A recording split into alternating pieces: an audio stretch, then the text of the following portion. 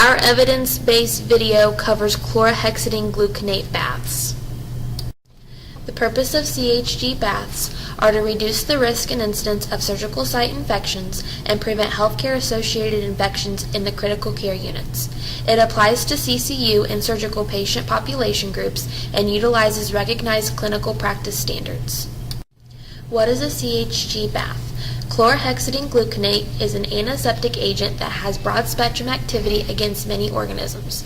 Unlike many other antiseptics, chlorhexidine has residual antibacterial activity which may decrease the microbial burden on patients' skin and prevent environmental contamination.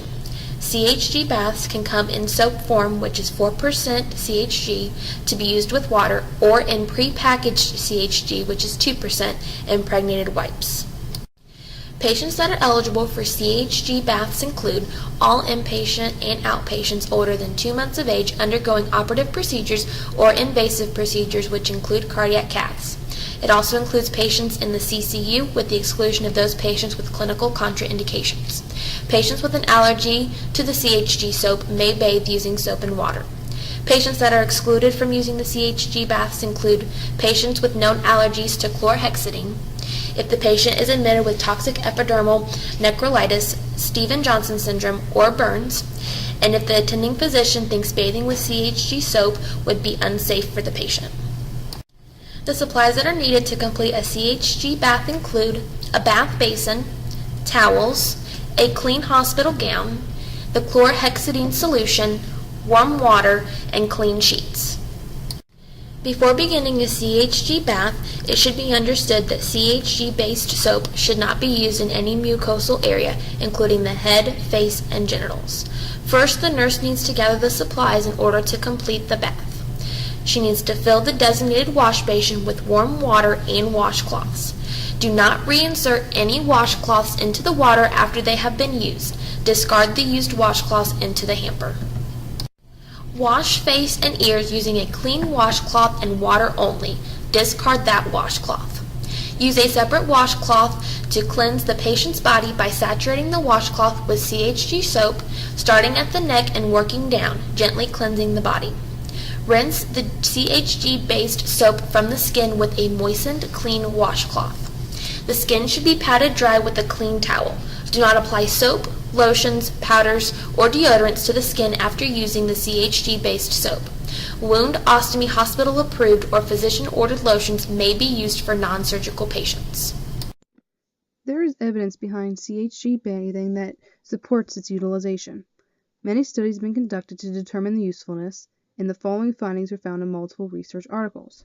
There's less diversity of bacteria in the axillary vaults, inguinal creases, and manubrium, suggesting that improved cleansing decreases bacterial colonization. There's also a decrease in central line-associated bloodstream infections, and CHG is associated with a significant reduction in the incidence of gram-positive bacteria. The evidence behind CHG baths in ICU. A study in 2013 found the overall rate of MRSA or VRE acquisition was 23% lower during the intervention period when CHG was used. The findings were similar to results of previous studies. Bathing with chlorhexidine may be particularly effective in reducing the risk of bloodstream infections among patients in the ICU, and bathing with chlorhexidine may be associated with lower rates of central catheter-associated fungal bloodstream infections. Evidence behind CHG baths in the surgical setting. In a study in 2013, the results indicated a statistically significant overall reduction of infection in the group who received the CHG bath before surgery.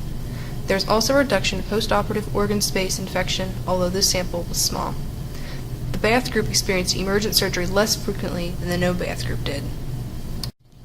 Cleaning the bath basin. Prior to storage and reuse, the bath basin must be thoroughly cleaned with disinfecting cloth, and there should be multiple cloths used if needed. Please allow the disinfectant to dry completely before filling the bath basin with water. Bath basins should be labeled and designated solely for CHG bathing. Patient care items should not be stored in the CHG basin, and additional basins may be used for storage of bath supplies. When the bath basin has been cleaned with the method described, bath basins have been found to have minimal microbial growth and suggest that they are not a source of potential hospital-acquired infections.